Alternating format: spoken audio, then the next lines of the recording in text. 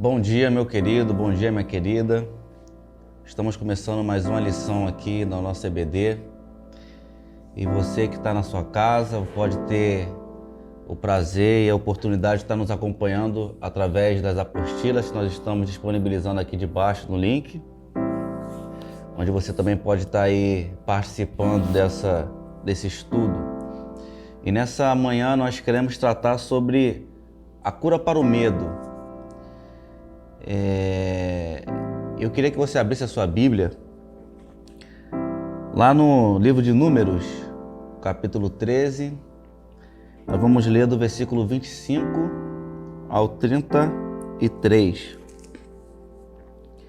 E vai dizer assim a palavra do Senhor: ao cabo de 40 dias voltaram de espiar a terra, caminharam e viram a Moisés, e vieram a Moisés e Arão e a toda a congregação dos filhos de Israel no deserto de Parã, a Cádiz, e deram-lhe contas a eles a toda a congregação, e mostraram-lhes o fruto da terra. Relataram a Moisés e disseram: fomos à terra a que nos enviastes, e verdadeiramente mana leite e mel. Este é o fruto dela. O povo, porém, que habita nessa terra é poderoso, e as cidades muito grandes e fortificadas.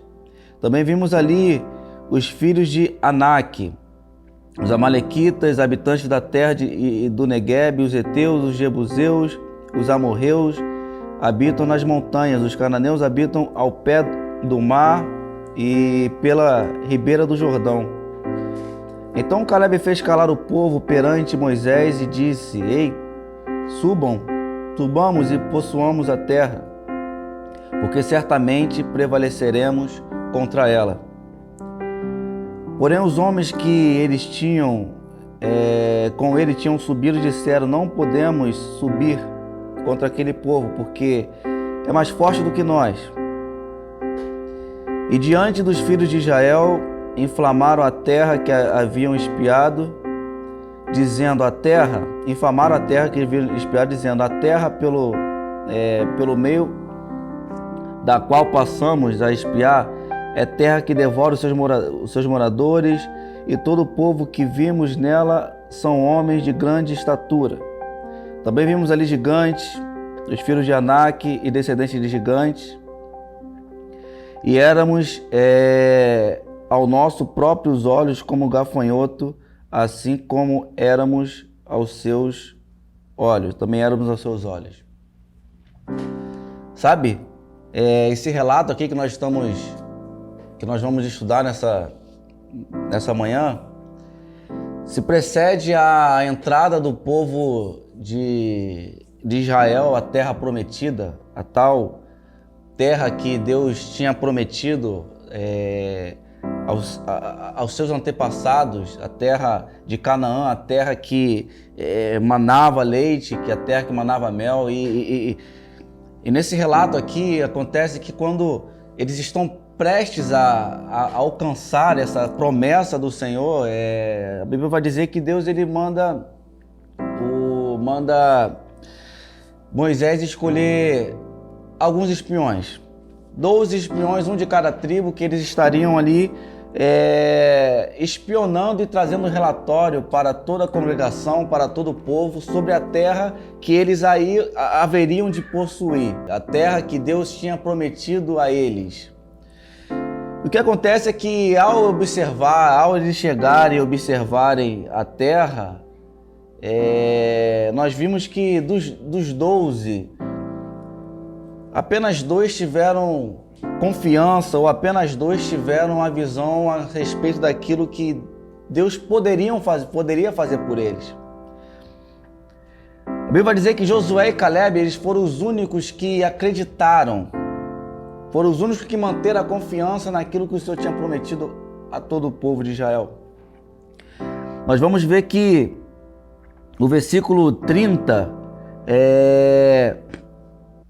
eles vão chegar dando relatório, eles vão começar a dizer que, olha, aqui está o fruto da terra, aqui é aquilo, realmente a terra é o que Deus prometeu para a gente, realmente ela é uma terra que mana leite e mel, realmente é uma terra próspera, realmente é aquilo tudo que Deus prometeu para nós. E Caleb se levanta e fala assim: vamos então conquistar essa terra, né? E nós vimos que no relato aqui da história vai acontecendo que quando eles estão falando que a terra é boa, a terra realmente é aquilo que Deus prometeu pra gente, realmente isso aqui a terra Deus ele não mentiu em falar que a terra era boa, que a terra era próspera. Enquanto eles estão falando das qualidades da terra, da promessa que Deus tinha para eles, acontece que eles foram acometidos por medo, foram acometidos por desespero, porque eles começaram a deixar de olhar para aquilo que Deus podia fazer por eles, eles deixaram de olhar para aquilo que Deus tinha prometido para eles e começaram a olhar as circunstâncias, começaram a olhar as pessoas, começaram a olhar as dificuldades que existiam naquela terra. Mas Deus, ele aqui, não somente aqui, mas também em toda a sua palavra, Jesus, ele vai nos dizer isso. Ele não nos promete uma vida sem desafios, ele não nos promete uma vida sem dificuldades, ele não nos promete uma vida onde, apesar de nós estarmos debaixo da promessa dele, apesar de nós estarmos sob orientação da palavra dele, isso não nos impede de que até alcançarmos isso nós venhamos padecer algumas dificuldades. E é interessante que o povo recebendo aquilo, eu posso imaginar que ele estava cheio de esperança, falando assim: caramba, realmente chega todo esse tempo de escravidão que nós pegamos, chega de ser escravo em uma terra, realmente agora é a hora de nós recebermos aquilo que Deus preparou para nós. E ao receber aqueles frutos, aquele relatório, talvez as pessoas começaram a encher o seu coração de esperança. Até que eles começaram a olhar para o lado, começaram a falar assim: não, mas é boa, porém. E talvez isso seja nosso grande problema na nossa fé. Porque muitas vezes nós falamos assim: não, realmente o que Deus prometeu é bom, porém. E esse porém muitas vezes está ligado àquilo não aquilo que nós observamos em Deus, mas aquilo que nós observamos nas pessoas, naquilo que nós observamos nas circunstâncias, que nós falamos assim: realmente Deus ele pode fazer, realmente ele é capaz de fazer isso, porém fulano, porém ciclano, porém tal dificuldade, porém tal isso, porém tal aquilo, e nós colocamos isso como se fosse um empecilho para que Deus ele pudesse realizar a sua promessa em nossa vida. E o que acontece é que muitas vezes nós somos guiados, nós somos gerados, nós somos impactados pelo medo de que será que não vai dar certo? Ou será que, apesar de Deus ter nos prometido, será que realmente vai se cumprir? E essa dúvida muitas vezes vem colocando em nosso coração a semente da dúvida, a semente da desconfiança, o que nos leva muitas vezes a nos tirar os olhos daquilo que Deus prometeu para colocar os nossos olhos naquilo que tem dificuldade, na dificuldade e nas adversidades que a vida, que o mundo, ele nos oferece. E esse estudo aqui, ele é para trazer você a esperança de que você fixe os seus olhos naquele que prometeu a sua vida, que você possa colocar os seus olhos na promessa de Deus e naquele que pode cumprir, naquele que é capaz de fazer o impossível, naquele que é capaz de fazer infinitamente mais do que pedimos e infinitamente mais do que pensamos, e deixamos de olhar para Deus, deixamos de olhar para as dificuldades, para os homens, e que nós possamos nos fixar nossos olhos a Deus. E é interessante que quantas vezes os sentimentos diante de dificuldades, diante de certas circunstâncias, quantas vezes nós sentimos apequenados, nós nos sentimos pequenos diante de problemas, de ameaças. Quantas vezes o temor, ele invade o nosso coração, ele apodera o nosso coração e nos paralisa. Muitas vezes nós deixamos de fazer muitas coisas importantes na vida por causa do medo. O medo, ele nos paralisa, o medo, ele anestesia a nossa consciência, ele silencia o nosso testemunho e ele enfraquece a nossa fé. Mas eu quero dizer para você que sentir medo é normal, não é algo que está fora da nossa realidade, até como cristão. Sentir medo é normal. Mas deixar-se dominar por esse medo, deixar que esse medo venha controlar a nossa vida, aí sim é desastroso. Por isso que por isso que a ordem que Deus ele dá para nós na sua palavra, que mais se repete na sua palavra, a ordem que Deus ele dá a muitos relatos da Bíblia é não temas. Não temas, é o que Deus ele vai dizer em muitas circunstâncias na Bíblia, ele vai dizer para profetas, ele vai dizer para pessoas, não temas. Foi assim que ele falou para Josué, foi assim que ele falou para os seus discípulos, não temas. E é assim que ele fala para nós ainda nos dias de hoje, que não devemos temer. Por mais dificultoso, por mais desastroso que a situação possa parecer, nós não devemos temer. Sabe? Todos os seres humanos estão sujeitos ao sentimento do medo. O Senhor é tolerante para com o nosso sentimento de medo, mas Ele nos alerta para que nós vivamos inspirados por Ele. Deus ele conhece o nosso coração, Ele sabe que por muitas vezes nós temos medo, muitas vezes ao dar a ordem a pessoas na Bíblia, muitas vezes as pessoas sentiram medo. E Ele conhece o nosso coração, mas Ele nos alerta para que nós não possamos viver inspirados por esse medo. Deus ele considera o nosso temor exagerado, o nosso medo exagerado como uma falta de confiança na sua capacidade de proteger-nos e nos sustentar e ele fica ofendido com isso. Então, por mais que Deus ele conheça, por mais que Deus ele tolere o nosso medo, ele também nos instrui que o medo demasiado, o medo exagerado, significa que nós não confiamos a Ele, não confiamos a Ele a nossa vida, nós não confiamos a Ele alguma situação, e nós não confiamos a Ele e a sua promessa ou a sua palavra.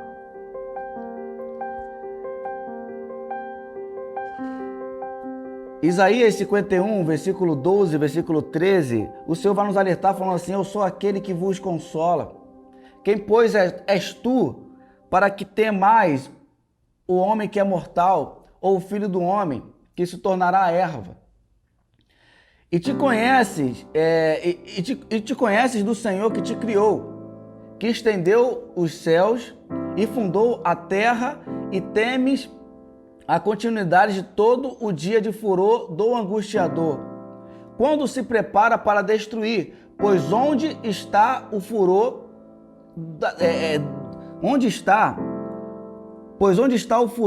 do que te atribulava? Onde está o furor daquilo que te atribulava?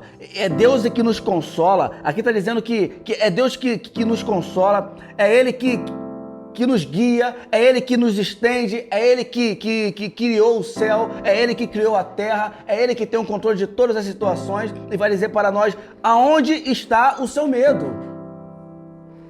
Porque nós estamos andando com medo. É o que alerta que Deus ele vai dizer para nós em sua palavra, não temais.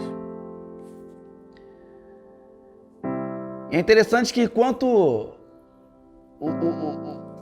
os espiões lá que estavam relatando, enquanto eles estavam colocando os olhos naquilo que Deus tinha prometido, o coração deles estava cheio de esperança. Mas quando eles tiraram esse olhar do Senhor e começaram a ver as dificuldades, os gigantes, as pessoas que moravam ali, talvez a dificuldade que eles teriam que passar ou atravessar até ser conquistada essa cidade que nós vimos lá na frente, que no caminhar da história, que nem lutar eles precisavam, nem precisaram nem lutar. E muitas vezes a gente, por não acreditar tanto, ou talvez por deixar que o medo ele encha tanto o nosso coração, a gente fica limitado. Quando lá na frente Deus já tem um livramento, quando lá na frente Deus já tem um dia de vitória, enquanto lá na frente Deus já tem preparado um escape, já tem preparado um lugar de paz para nós, e muitas vezes a gente, como está com o olho só naquela dificuldade ali, só naquele medo, a gente não consegue enxergar o que Deus enxerga, ou enxergar aquilo que Deus pode fazer por nós. E todos os espiões enviados por Moisés a Canaã, eles reconheceram que eles eram fracos. Eles reconheceram a sua fraqueza e o coração deles se derreteu. Contudo, Dos 12, somente 2 reconheceram a força do Senhor. Os 10 falaram assim, realmente nós não podemos prevalecer contra ela.